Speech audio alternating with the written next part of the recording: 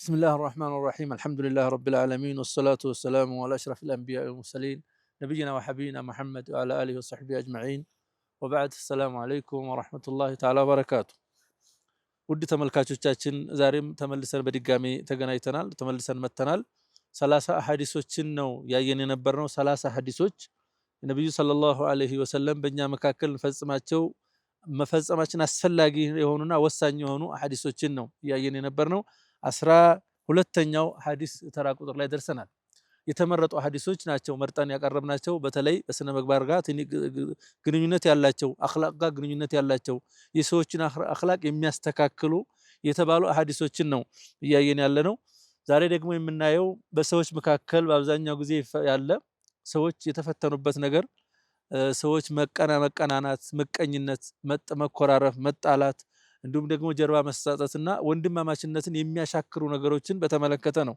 ነብዩ ሰለላሁ ዐለይሂ ወሰለም ይሄን ነገር አጥብቀው አስጠንቅቀውናል ሰዎች አማኞች ከሆኑ ሙስሊም ወንድምህ ከሆነ ያንተ ወንድምህ ነው እሱ ጋር ያለው መልካም ነገር ሊያስደስትህ ይገባል እሱ የሚሰራው ነገር ጥሩ ነገር አንተ ሊያስደስት ይገባል ልትደሰትበት ይገባል አንተ እንዲያገኘው እሱ የተሻለ ደረጃ ላይ ቢደርስ አንተ የበለጠ ሀብታም ቢሆን ገንዘብ ቢያገኝ የተለያዩ ነገሮች ቢኖሩት አንተ እንደሱ እንዲኖርህ ብትመኝ ችግር የለውም ነገር ግን ደግሞ እሱ በማግኘቱ የማትደሰት ከሆንክ ብሎም የምትቀና ከሆንክና የምትጠላው ተሆንክ የምትመቀኘው ከሆንክ ደግሞ ሌላ ወንጀል ውስጥ ገባ ወንድም እንደ አይነት ተግባር ውስጥ መግባት አይኖርብህም ከዛ ይሄ ጉዳይ ሴቶችም ላይ ሊፈጠር ይችላል ምናልባት አንደኛ አይቶ የተሳካ ህይወት እየመራች ሊሆን ይችላል አላህ አሳክቷላት ሊሆን ይችላል ሌላኛይቱ ጓደኛዋ ልትሆን ትችላለች ዘመዷ ልትሆን ትችላለች ልትቀናባት ትችላለች በቅናት መንፈስ ተነሳስታ እሷ ላይ ጥላቻ ሊያድርባት ይችላል የተለያዩ ነገር ልታደርግ ይችላል ይሄ ነብዩ ሰለላሁ ዐለይሂ ወሰለም ፈጽሞ ልናደርግ የማይገባ ተግባር መሆኑን ይናገራሉ قال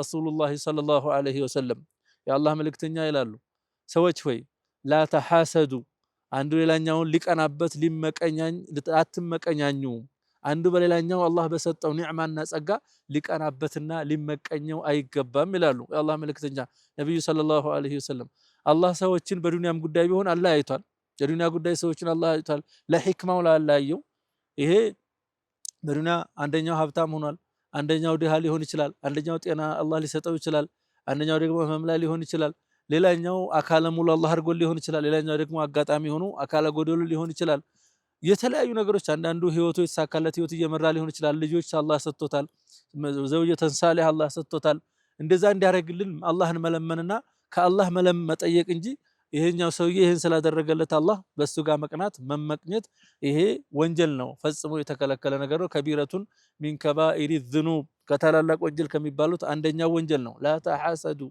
አንደኛው በሌላኛው ላይ ባለው ነገር ሊቃና አይገባም እንዳትቀናኑ ምናልባት ወንድሙ ዕውቀት ሊያገኝ ይችላል በአካዳሚ ትምህርትም ሊሆን ይችላል ሊበልጠው ይችላል አይ ለምን ይበልጠኛል በሚል ቅናትና ያላግባብ አስቀያሚ የሆነ ስነ ምግባር ባህሪ ተነሳስቶ ወንድሙ ሊጠላው ይችላል እንዳውም ለሱና ነገር ለምን ሆነለት የሚል ምኞት ሁሉ ሊኖረው ይችላል ይሄ አላህ ጋር መጣላት ነው እሱን ለመሆን መጣር የሚቻል ነገር ከሆነ እሱ ለመሆን ጣር የበለጠ ደግሞ ጌታን አላህ Subhanahu Wa Ta'ala ብትለምን ደግሞ ለሱ ያረጋውን ነገር ላንተ አላሁ Azza wa Jalla ያረጋልሃል ولا تباغضوا አትጠላሉ ቡግድ ሊኖር አይገባም አንደኛው ሌላኛው ሊጠላው አይገባም ሙስሊም ሲባል አልሙስሊሙ አኹል ሙስሊም ብለዋል ነብዩ ሰለላሁ ዐለይሂ ወሰለም አንድ ሙስሊም ወንድም ሌላኛው ሙስሊም ወንድም ነው እንደ ወንድም ይቆጠራል ወንድም ሲባል እኛ እንደምናስበው በዘር ሐረግ የተገናኘ ነው አንድ እናት አንድ አባት የወለዱል ብቻም ሳይሆን የበለጠ እንዳውም በዲን የተገናኘ ነው ሙስሊም ወንድማችን ከማንኛውም አካል ይሁን ከማንኛውም ጎሳ ይሁን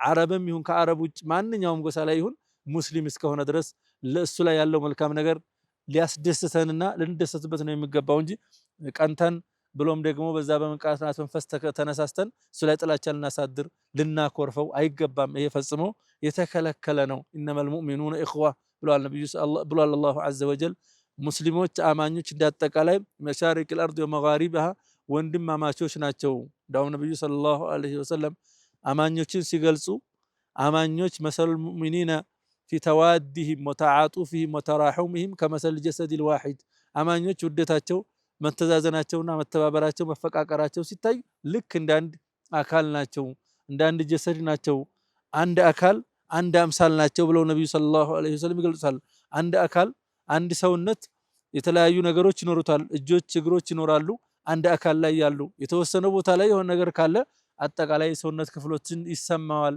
ይላሉ ነብዩ ሰለላሁ ዐለይሂ ወሰለም ኢዘ ሽተካ ሚንሁ ዑድውን ተደዓ ለሁ ሳኢሩል ጀሰድ ቢሰሐሪ ወልሑማ ከማ ቃለ አነቢዩ ሰለላሁ ዐለይሂ ወሰለም። ስለዚህ ወንድማማቾችን የሚያሻክር ነገር በሙስሊም ወንድሞች መካከል እነሱን ወንድማማችነታቸውን ሊያራርቅ የሚችሉ ነገሮችን ማንኛውም ተግባር አንድ ሙስሊም ሊፈጽም አይገባም። በተለይ ደግሞ ምቀኝነትና ማኩረፍ መራቅ።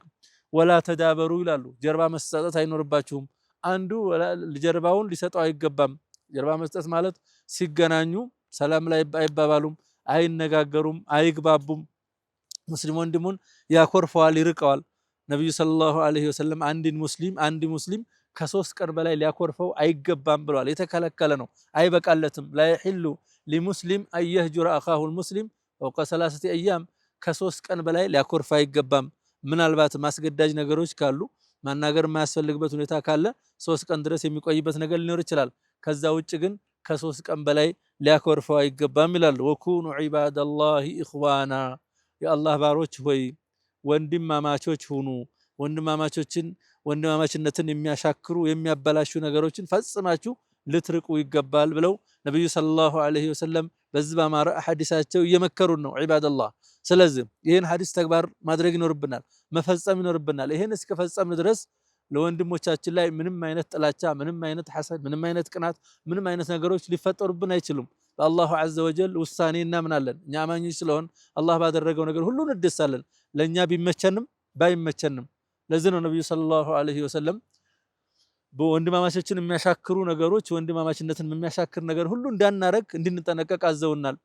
ሐታ አጋጣሚ ሆኖ በሽያጭ መንኩ እንኳን ቢሆን ላ የቢዕ ባዕዱኩም አላ በይዕ አኺ ወላ የኽጡብ ባዕዱኩም አላ ኺጥበቲ አኺ ይላሉ የአላህ መልእክተኛ ነብዩ ሰለላሁ ዐለይሂ ወሰለም። በንግዱ ዓለም ምናልባትም ወንድም ሊሸጠው የተዘጋጀው ነገር ካለ ሰው ጋር ሊሸጥ እየተዘጋጀ ከሆነ እየተነጋገረ ባለበት ሁኔታ አንደኛው መጥቶ እሱ ሊሸጥለት ያለውን አካል ሊወስድበትና በሱ ላይ ተደርቦ ሊሸጥ አይገባም ይላሉ። ምክንያቱም ምንድነው ይሄ ወንድማማችነትን ያሻክራል ወይም ደግሞ መካከላቸው ጥላቻን ይፈጥራል ነው። ያ ነገር እንዳይፈጠር ጥንቃቄ ማድረግ ያስፈልጋል።